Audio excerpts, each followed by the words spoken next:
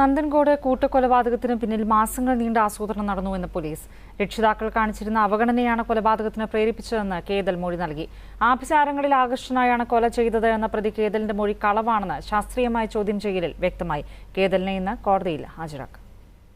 ശരീരത്തിൽ നിന്നും ആത്മാവിനെ വേർപിരിക്കുന്ന ആസ്ട്രൽ പ്രൊജക്ഷൻ എന്ന ശൈലി 15 വർഷമായി പരിശീലിക്കുന്നു. ശരീരത്തിൽ നിന്നും വേർപെട്ട ആത്മാവാണ് കൊലപാതകങ്ങൾ ചെയ്തെന്നായിരുന്നു കേതലിന്റെ ആദ്യ മൊഴി. പരസ്പര വിരുദ്ധമായ മൊഴികളിൽ തന്നെ കേതലിനുള്ളിലെ ക്രിമിനലിനെ പോലീസ് തിരിച്ചറിഞ്ഞു.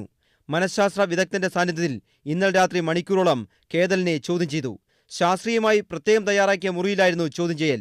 ഒടുവിൽ വീട്ടുകാരോടുള്ള അടങ്ങാത്ത പകയാണ് കൊലപാതകത്തിന് കാരണമെന്ന് കേതൽ സമ്മതിച്ചു. ഉന്നത ഉദ്യോഗസ്ഥരുടെ മകനായിട്ടും പഠനത്തിൽ പിന്നോക്കമായിരുന്നു കേതൽ. +2-ന് ശേഷം ഓസ്ട്രേലിയയിലേക്ക് ഉന്നത പഠനത്തിന് അയച്ചുവെങ്കിലും കോഴ്സ് പൂർത്തിയാക്കാതെ തിരിച്ചുവന്നു. തിരിച്ചെത്തിയ ശേഷം വീട്ടിൽ അവഗണനയായിരുന്നു എന്നാണ് കേതലിന്റെ മൊഴി.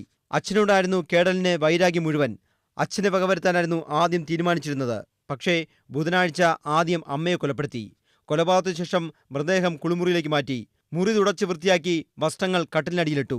പിന്നീട് അച്ഛനെയും സഹോദരിയെയും കൊലപ്പെടുത്തി. ആയുധങ്ങളും മൃതദേഹങ്ങളും കത്തിക്കാൻ പെട്രോൾ വാങ്ങി സൂക്ഷിച്ചു. വീട്ടുജോലിക്കാരിക്ക് സംശയം തോന്നാതിരിക്കാൻ ഭക്ഷണം ആവശ്യപ്പെട്ടു. വ്യാഴാഴ്ച മുകളിലേക്ക് ഭക്ഷണവും കൊണ്ടുപോയി. ഹോട്ടലിൽ നിന്നും 5 പേർക്കും ഭക്ഷണം വാങ്ങി. അമ്മൂമ്മ അനാഥയാകേണ്ടെന്ന് കരുതിയാണ് ശനിയാഴ്ച കൊലപ്പെടുത്തിയെന്നാണ് കേതലിന്റെ മൊഴി. കൊലപാതകത്തിനു ശേഷം ആത്മഹത്യ ചെയ്യാനും കേതൽ തീരുമാനിച്ചിരുന്നുവെന്ന് സംശയിക്കുന്നു. കൃത്യമായ ആസൂത്രണവും തെളിവ് നശിപ്പിക്കാനുള്ള ശ്രമവും. കേതൽ ഒരു മനോരോഗിയല്ലെന്നാണ് മനോരോഗ വിദഗ്ധരുടെയും പോലീസിന്റെയും നിഗമനം. K Arunkumar, Asianet news, Thiruvananthapuram.